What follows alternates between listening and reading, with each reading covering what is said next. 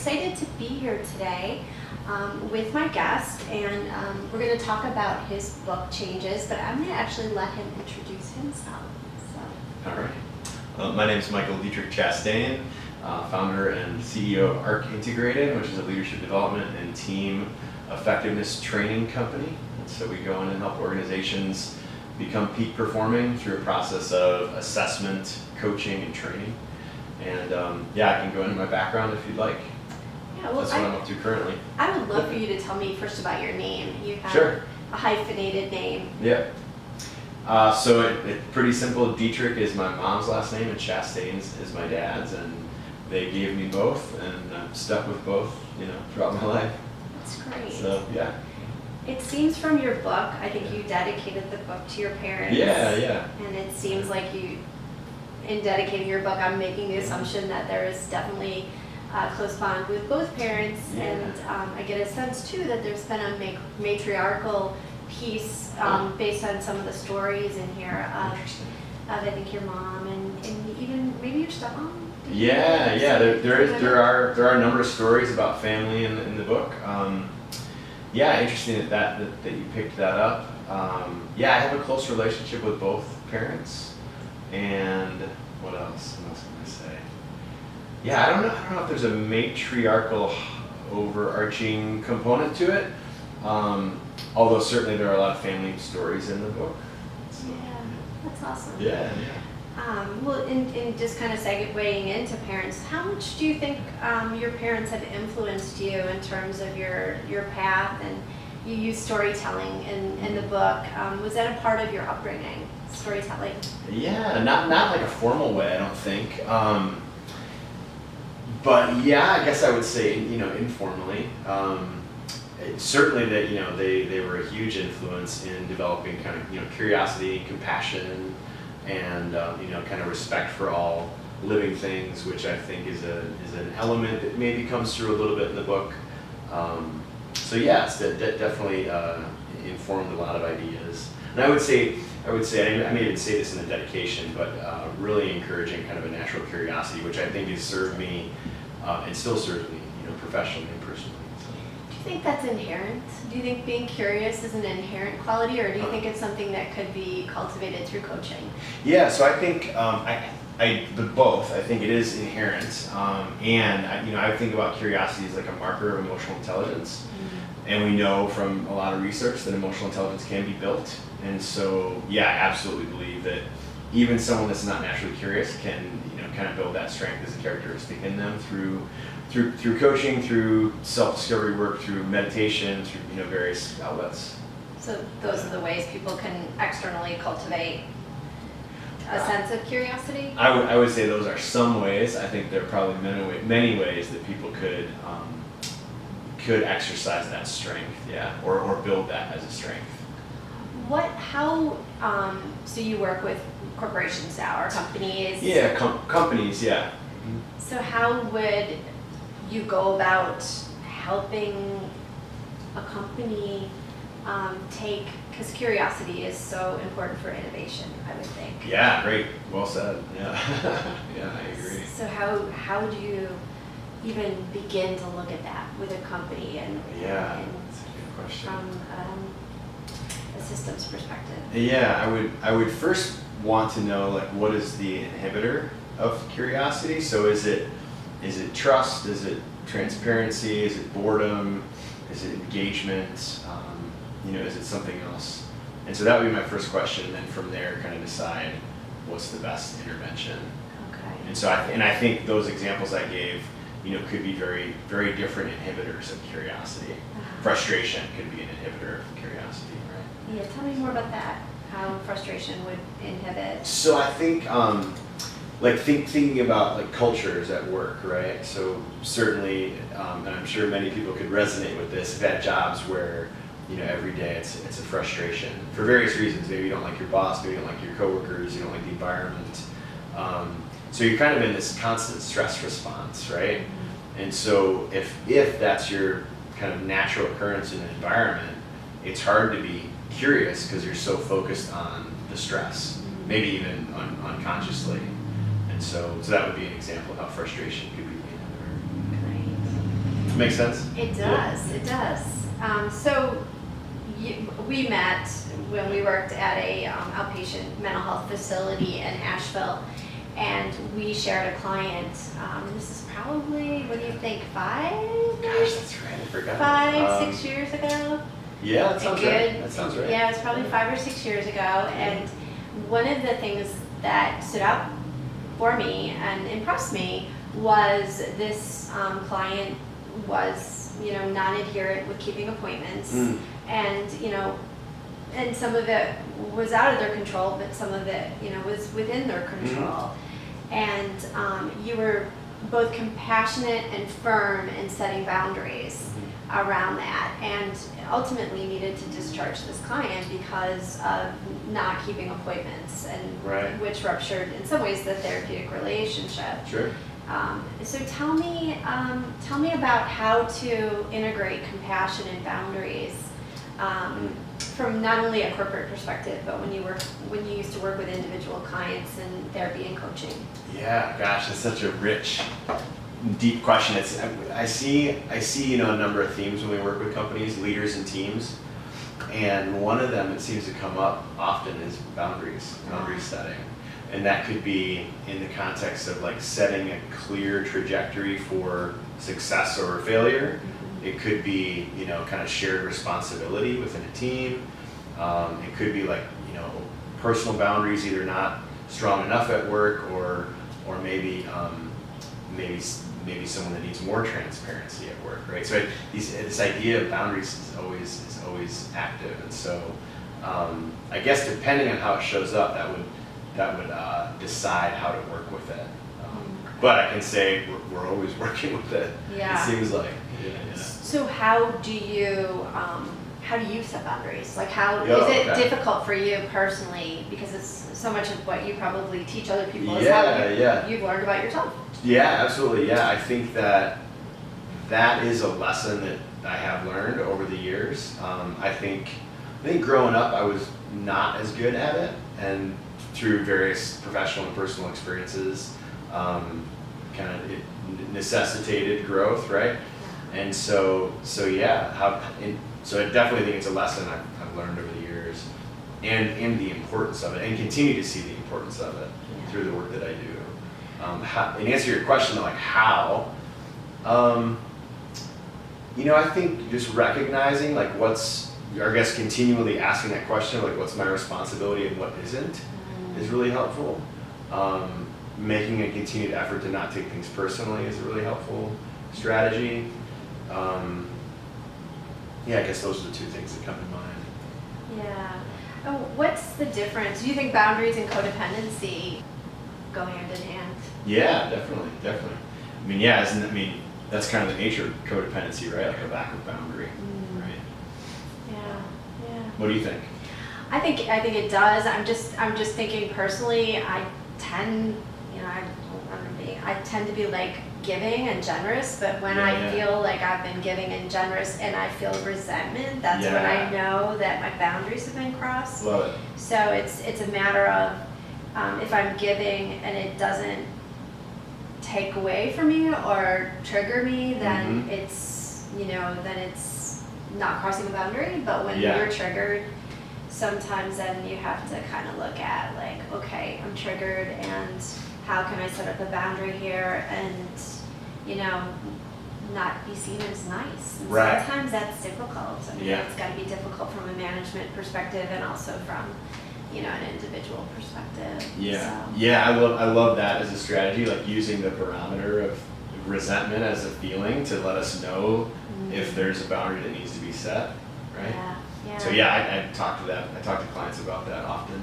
Like if there's a resentment or if you feel one coming, it's a good kind of lesson to say, okay, maybe I need to shift in a boundary here. Yeah. Awesome. So tell me about your book. Sure. So let's see. So I started my business about 5 years ago, I guess. And at the time, my background's a little mixed. I immediately out of college was heading on a trajectory for industrial organizational psychology. And I'm going to tell you a little bit of background, which will lead to the book. Perfect. Worked in the corporate world for a little while immediately out of school, undergrad. and then realized I wanted to take a kind of a deeper dive into human development. Went back and got a master's in counseling and then a license in practice as a therapist for a number of years, and we met when I was practicing, and still had this interest and curiosity in in systems and business and kind of corporate world, how human dynamics impact success of organizations. And so went back to the corporate world, did a lot of training, a lot of traveling, delivering various workshops to companies kind of around the country, around a lot of the content that my company delivers now, things like engagement and leadership and communication and various other topics. And so I say all that because I've worked with human change a lot over the course, really my whole career, whether it's deep personal change that people go through when they're seeing a therapist, or leadership or team change kind of more on the professional level. And so when I started the business, I was thinking about, I was doing a lot of blogging at the time.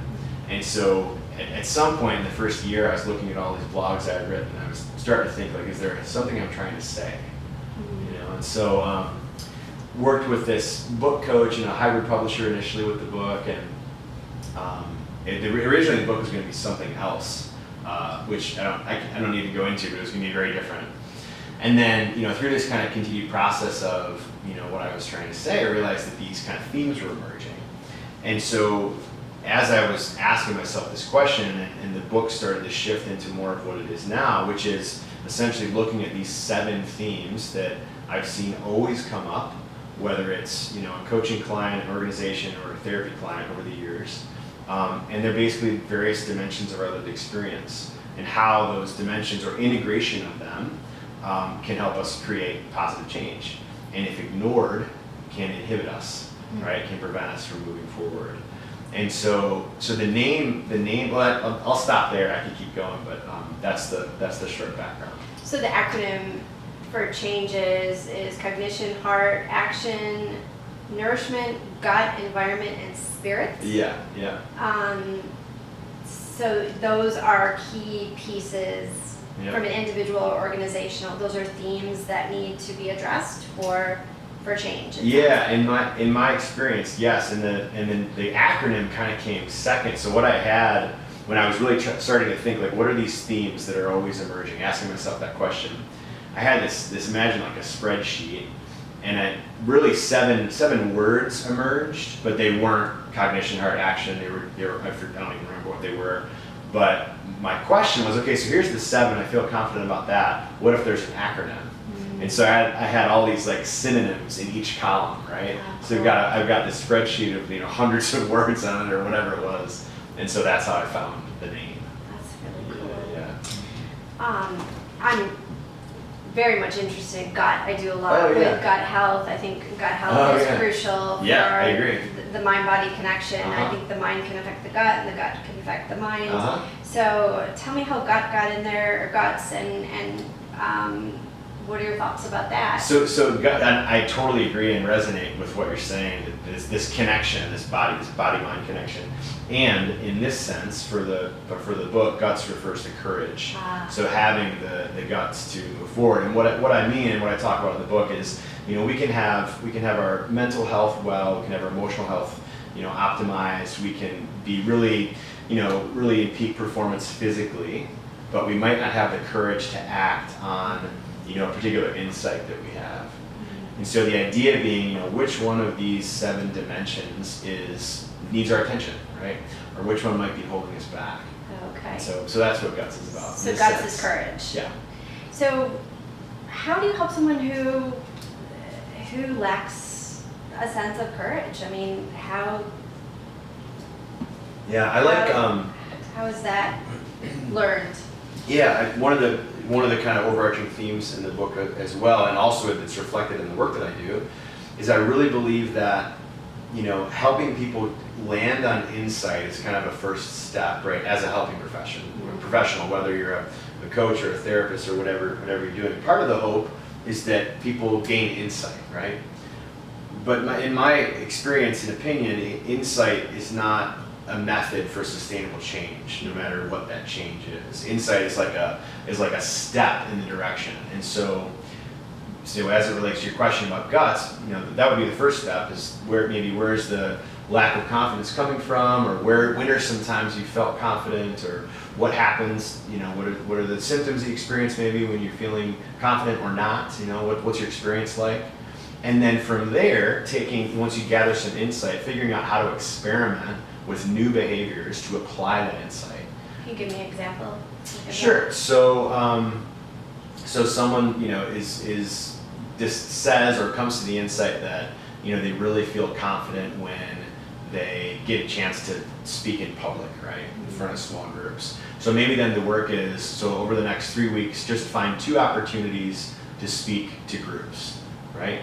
Or basically just trying to, whatever the thing is, trying to find opportunities to practice that thing, or to operationalize the insight, right? It's one of the things I like to say to folks. So does that make sense? It does. Yeah. So find something someone's good at, and then to give them more confidence, and then practice that to lead up to maybe bigger steps. Sure. Or it could be the opposite as an example. Maybe it's, you land on something that feels less confident. So you look for opportunities to disrupt that feeling, right? And maybe that disruption is through journaling, or through self-care, or through meditation, or through whatever avenue that resonates with that particular individual. To support them. Yeah.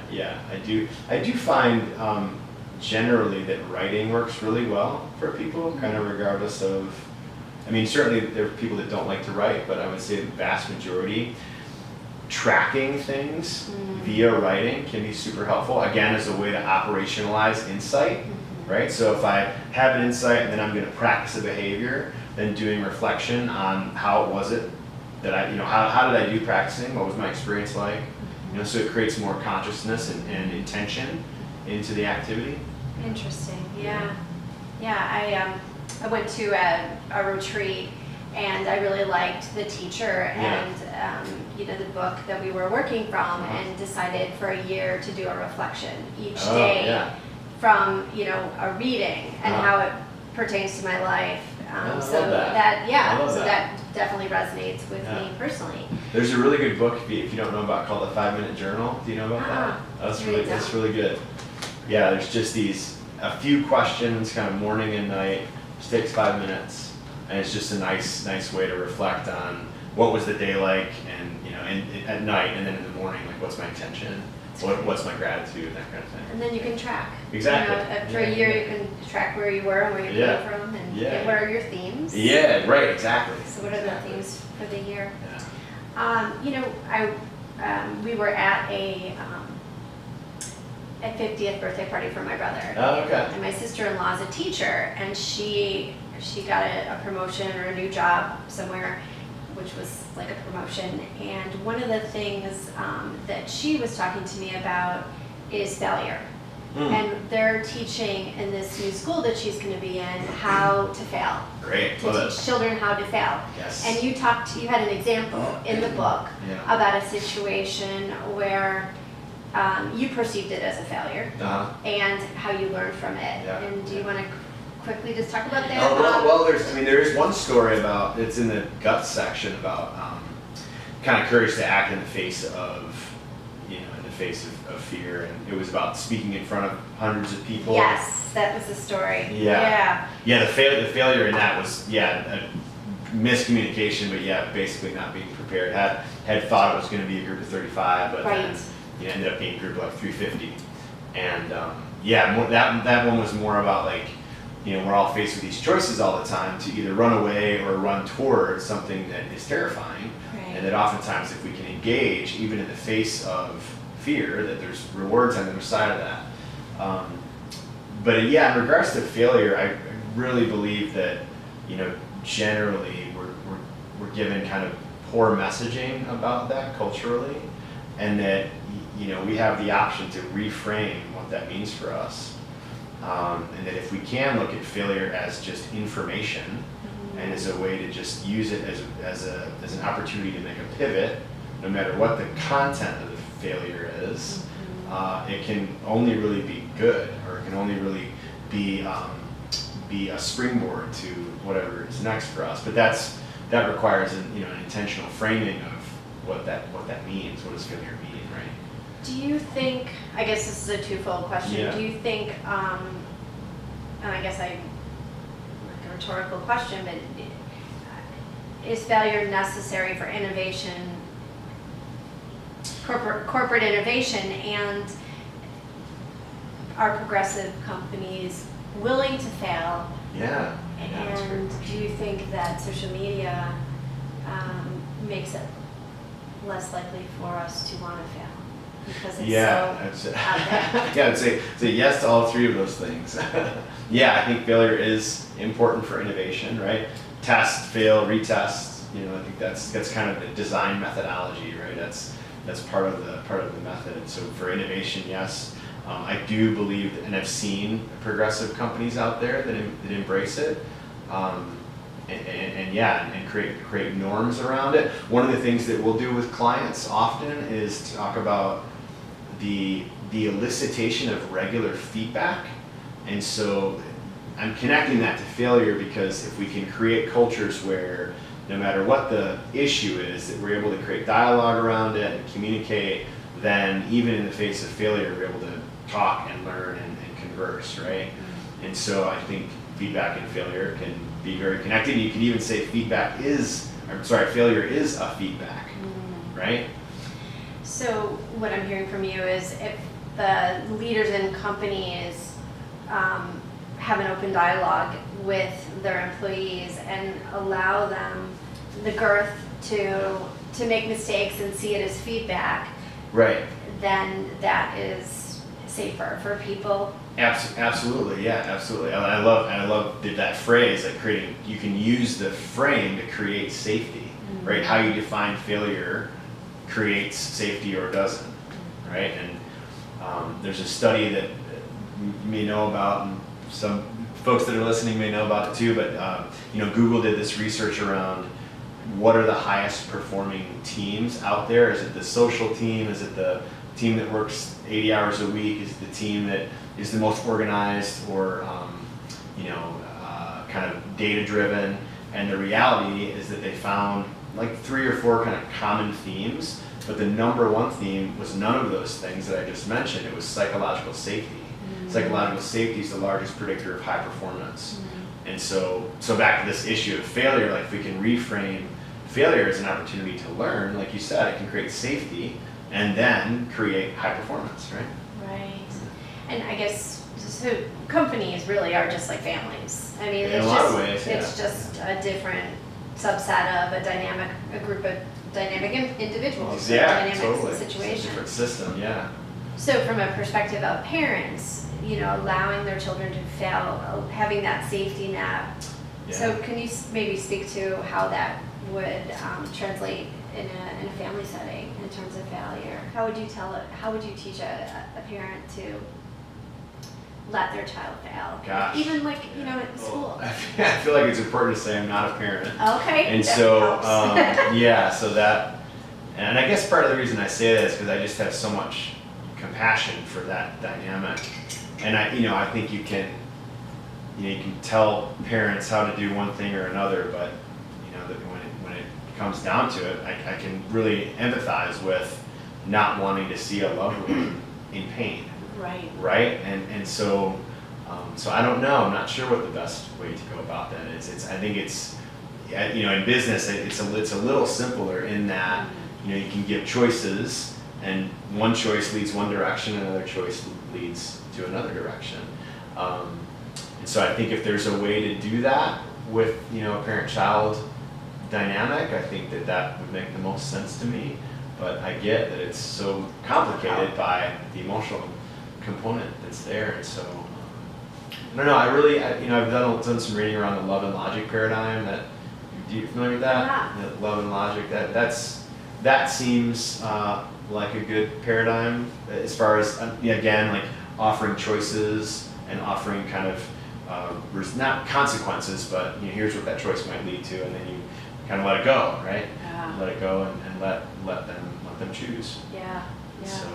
I see a lot with school phobia. Like, you know, a lot of times referrals come to me because of school phobia and, you know, fears around going to school. So, yeah. Fears from the kids? The child, yeah, to go to Gosh. school. Yeah, So, yeah, I guess maybe that's a different topic, but. Yeah, I guess the other question I would ask is like, what are the messages that or the belief systems that maybe the children and the parents hold that might be kind of fueling the fire around wanting to encapsulate the kid, right? So that would be my curiosity. Yeah. What are those belief systems? What are the messages? What's the information that's coming in, and where is it coming in from? Like you mentioned social media. How much social media access do we have as a family? How much social media is the parent consuming? You know, and that's just one channel of so many messages that we're constantly receiving about how we should do things. Yeah. Right.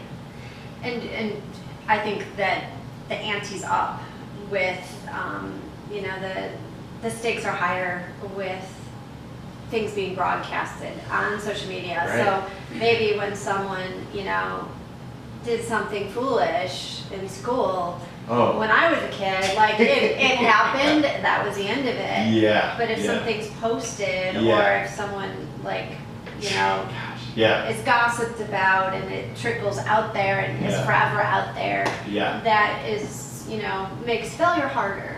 Yes, So, that's a great point, Kris. Yeah, it's funny. I laugh because I've got a really strong group of friends that we've known each other since we were little kids, and we're still in touch. And when I go back, I grew up in the Midwest in Wisconsin, and when I go back, we see each other, and they have families and kids of their own now, and we always laugh about that, about like, thank God this didn't exist when we were growing up, because we got into some crazy stuff, and thankfully none of that was captured, right? Right. And so that I agree. I have a lot of empathy for, you know, you constantly being under the microscope, you know, constantly, you know, being potentially videotaped. Yeah. Right? I don't know where I was recently. It was maybe a restaurant or it was a conference, but I had this moment where I was like looking around and watching all of these cameras, like everywhere I turned, people were videotaping, or doing lives, or doing, you know, panorama shots or whatever. And it's like,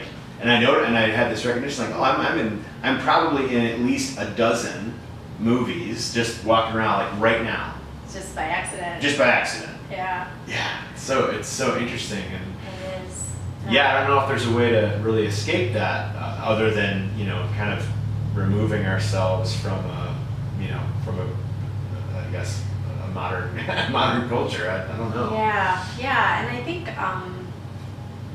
tell me your opinion on this, but I think developing supports, like internal supports and external supports from an individual, family, or corporation perspective is key to pull in, consultants and to pull in,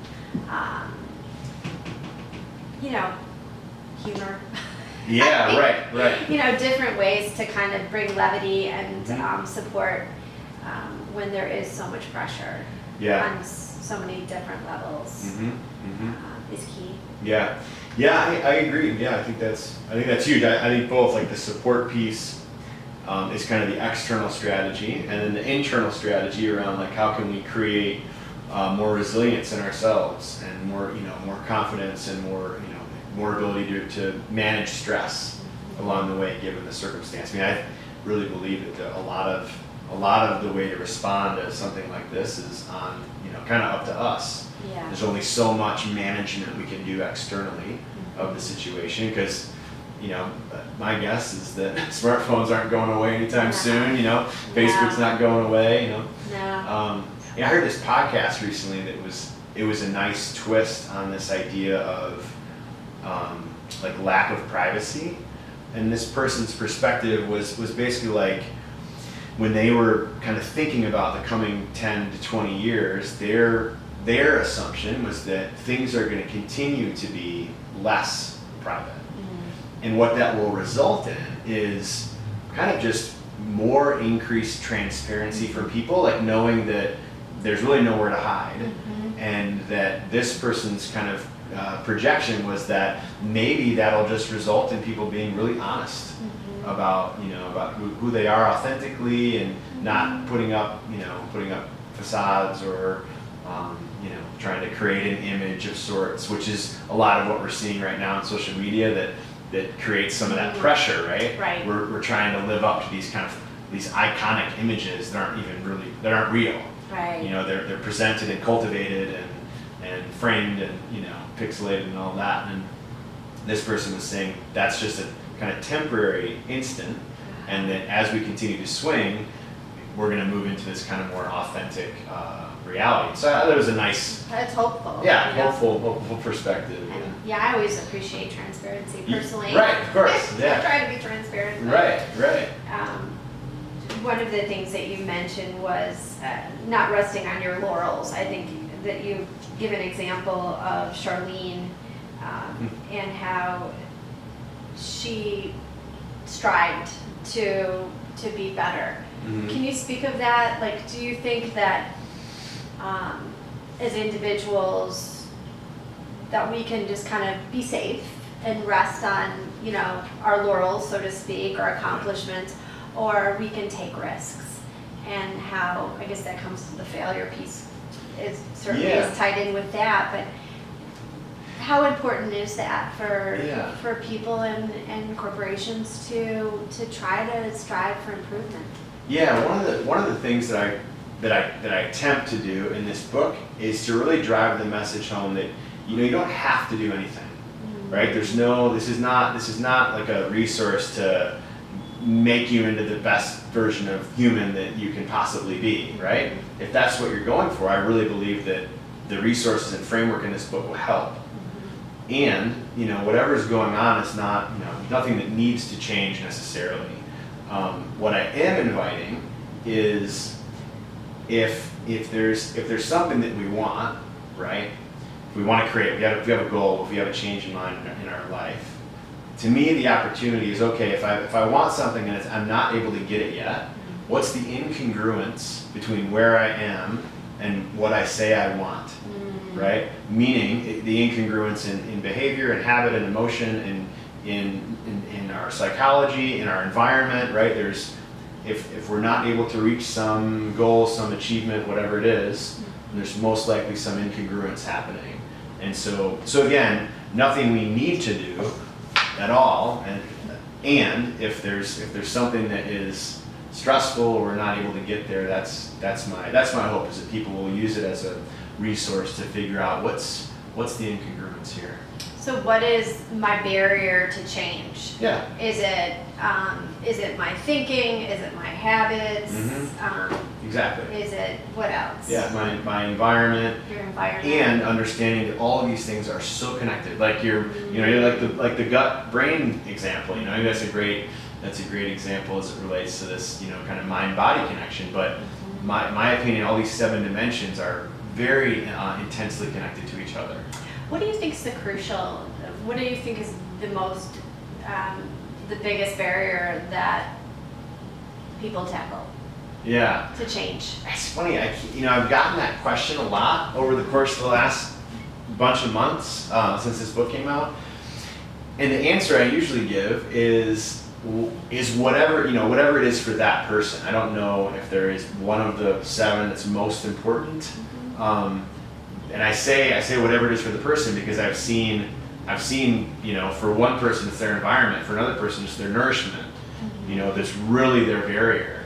And so I think the opportunity is to really critically analyze, right, which of these 7 is the one that's holding me back, or maybe the 2 or the 3 or whatever it is. So it's kind of a skirting around your question. I don't know if there is. What's the biggest one to overcome if it is an issue? Would you say? Yeah. From your perspective, what is the one that you're like, gosh, darn it, like this is gonna. Oh, you mean like for me personally, or well, no, in my for you experience? Do you want me to use the word coach? Sure. So as a coach, Yeah. like if you're working with someone or some organization and they're like, well, this is our barrier. What do you say? Like, oh darn, like that's the big, like that's gonna be a hard one to help them with. I'm hesitant to like say one is the one, because again, it's so specific to that individual or that team or that group. Yeah.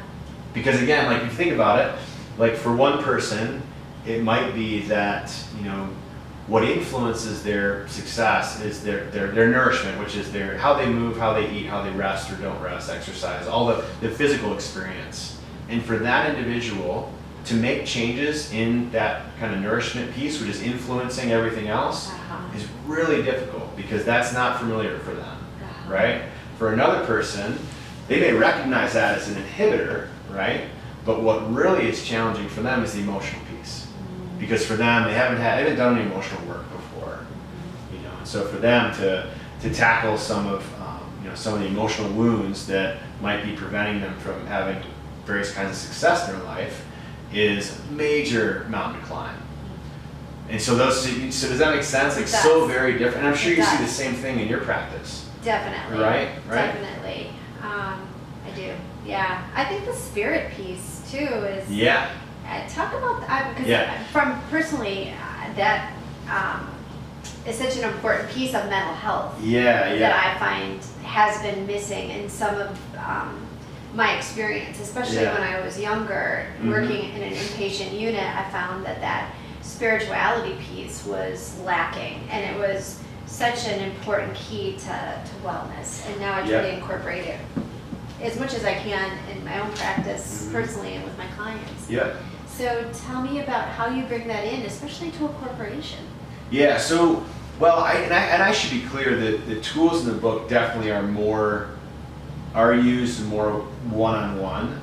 Right? Now that could be a leader of a corporation, right? Yeah. So it could be a corporate leader, but really using them as a frame is to say, okay, me as a leader, where am I having trouble in making change? Maybe it's in the corporation, maybe it's in my team, but what is it individually I need to shift? So I'll say that as a caveat.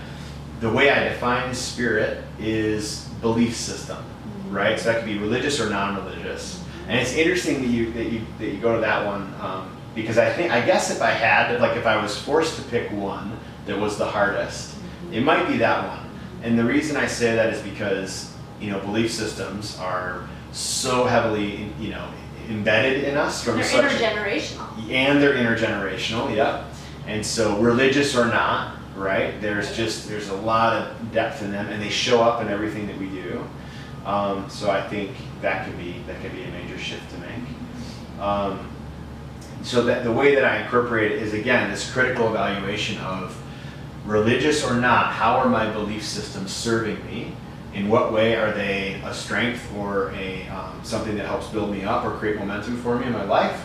In what way are they toxic? Are they barriers? Are they incongruent between me and what I want to create? So it's again that kind of evaluative process of is this a support or not? Can you give me an example of a belief system that might work against an individual? Yeah. I'll be honest. I'll give you one that I've been working with for my own life in the last couple of years. It's beliefs around money. And so I think a lot of what has been challenging for me in creating financial success in my life historically was deeply ingrained beliefs around value, around like worth, around what's possible financially, around the meaning behind like what do wealthy people mean, right? Around just success in general. So I think like that's a personal example that I've been working with, and the more I evaluate it, and the more I shift, and then there's other factors involved as well. But the better things get in that particular domain, financially, we'll say. So you've used your own tools to help you break through those barriers about that belief system, or you worked on it? Yes, and I mean certainly not just my own tools. I mean I'm an avid reader and podcast listener, and always pursuing my own education, coaching. Always searching and investing time, money, and energy into ways to develop and challenge my own belief systems, right? I think business is a great way to challenge belief system, right? So I was just having a conversation with another entrepreneur friend recently, and we're talking about how, if you really want to grow a business, it sometimes necessitates really looking at who you are in every sense. How do you communicate? How do you handle conflict? How do you handle money? What is your relationship with selling? What's your relationship with value? All of these various, really, really rich things of our lived experience. And so, yeah, it's funny how business can be a driver for that. Yeah. Yeah. Does that make sense? It does. It Yeah. sounds like you do your own work. Just you not only look at things that you've learned for the book, but you're also trying to every day better yourself by keeping abreast of new ways of improving. Yeah, that's my intention. Yeah, absolutely. Yeah. Absolutely. Tell me about your day. Tell me. Obviously, you've incorporated this into your life, and that you can write about it. So tell me about your day and or week in terms of how you incorporate all of this. Oh man. Well, so this last month I was only in Asheville, which is where we are now. I was only in Asheville for about 24 hours the whole month, and so I was traveling a lot. So the day-to-day was very variable, depending on what was the work that I had and where I was. But I guess if I'm in town, the average day is, I try and start out with at least a meditation, or I study martial arts, and so it might be, Tai Chi or meditation or Qigong, sometimes all of those things. And then usually a workout of some kind, go to the gym, might be weightlifting or cardio or both. And then, it's meeting with clients. I'll see clients here in this office. I'll see clients virtually, video call or phone call, coaching clients or organizations. So it's some of that. And then a lot of it is, business development, a lot of emailing, a lot of outreach, a lot of networking, working on marketing, marketing the business. Do you try to keep a routine when you're traveling I do, yeah. Do you try to have your meditation, that kind of thing that brings a way home? Yeah, that's so helpful. So yeah, if I'm in a hotel, which is often, it's the same thing. I'll wake up really early, meditate, use the gym, come back, breakfast, and then head out to the training. Usually that's what I'm doing. I'm traveling, I'm training organizations, and so yeah, I try to keep some semblance of routine. Do you track yourself currently? Do you do some tracking, writing? Tracking? At this moment, I'm not tracking anything. I'm trying to think, because I go through phases where I will track all sorts of things. Yeah. At the moment, I am not. Yeah. but I have, sure, absolutely. Yeah. It's got to be very time consuming to launch a book, I imagine. Yeah, it sure was. Yeah, it's interesting talking to other people, other writers. One of the things I learned through writing this was that I did really well when I set out at least a half day to just work on it. Mm. Some people, and the reason I say it's interesting, some people, they say, it's an hour a day, or it's, 1,000 words a day, or it's 2 pages a day, or whatever it is.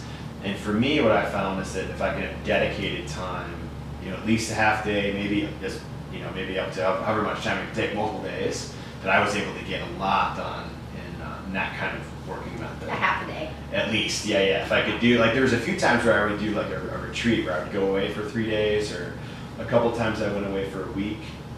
That was super helpful. Do you think writing the book, did the book write itself, or did you write it? Did it have it? What do you mean? Well, I think sometimes with writing, it can take on a life of its own.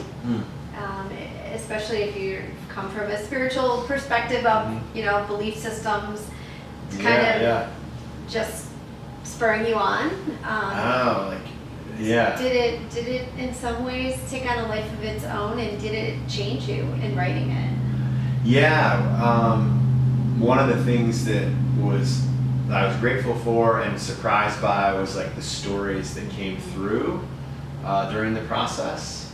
That felt like maybe less of me writing and more just kind of remembering. That was really nice. And I will say I owe so much to this editor that I had. I'm so grateful for him. He was such a really just a wonderful human in this process. He was really, I mean, we ended up having a really fun like working relationship, but he did such a good job in like pushing back on me around clarifying concept, or including more story or reducing a story a little bit, or maybe rephrasing, just all like from content to languaging to kind of the proofreading. He was really wonderful. So yeah. Wonderful. Yeah, I'm sure the storytelling in itself was very cathartic. Yeah, absolutely. And I love how you have like research in here and storytelling, so you can kind of pull from right and left brain. Yeah. And some research might resonate with certain people more, and storytelling resonates with others. Even though I come from a profession that's very much research based and I respect it, I love storytelling. So I really appreciated that part of the book, and just learning about your family and just your experiences and clients that you've had that that have really made changes through trial and error. Yeah. Because that's how we learn. Right. So, so is there anything you want to add or mention about the book? Or well, if people are interested, the website is thechangesbook.com. You can find all sorts of information about it, and then it's available on all the Barnes & Noble and Amazon and wherever people like to buy their books. I'm in the midst of recording an audiobook right now, and so pretty excited about that. That'll be out by October 1st. So depending on when people are seeing this. And it's you have cards too that are fun to play with. I do. You want to do a quick? Yeah. Okay. Let's do something with your cards. Participate in a quick activity. Okay. Yeah, I love participating. So these are the changes cards, and the idea behind this was I wanted to have a tool that could be kind of fun and energizing. And basically what this is there's these 7 dimensions that are in the book. Right, and there's some examples, so spirit, cognition, heart, action, and the others, right? So there's the 7 dimensions, and then within each one, there's 7 questions. So there's 49 questions total, and so you can use this, and I don't know if I've explained this to you before, but you can use this in one-on-one. There's 2 little activities for one-on-one. You can use it in groups, and I've used this with groups of half a dozen, and recently used it with a group of like 200, and with multiple decks. And so you can do group activities, there's 2 of those, and then there's individual activities as well. So if you wanted to use the questions to kind of springboard again, create an insight for ourselves, you can use it, and there's 2 solo activities. So the idea is, just to kind of think, this is an example we could use, we could play with. Think of a change that you're kind of trying to make right now, and I think that's all of them. Oh. So a change you're trying to make, and you're looking at these images here. As you hold that change in your mind, which image draws your attention first? Environment. Okay. And again, this is just one way to play with this deck. There's all Okay. sorts of ways you could do it. And so there's the question. What is one thing you'd like to change about your home or work environment? Okay. I guess just coming to me is just being outdoors more. Like Okay. not being tied to the inside as much. Okay. Yeah. So one way we could take that is we could, since you're talking about outdoors, we could draw another environment card if we wanted to, or I could say, how do the outdoors relate to that initial change that you were asking yourself about? Yeah, I was just, just thinking of incorporating herbal medicine more. So just maybe doing more with being outdoors more professionally, with gardening, with herbs, or even personally just spending more time outside. Yeah, that's great. With plants. Yeah. Awesome. Awesome. You know what's really cool about this is I was just kind of, my question was kind of vague, and then the card really brought it more to life. I love it. That's great. Yeah. That's great. So yeah, so we could, if we, keep going. We could keep going, and we could say, okay, now, Action. like, what's the next? What's the next action that you wanted to take? What right? habit brings you confidence? Uh-huh. Well, I mean, definitely meditation. Okay. So we could then say, how does meditation and this change you're trying to create, how are they connected, if at all? Yeah, maybe doing some groups with meditation using plant medicine. Yeah, maybe. There you go.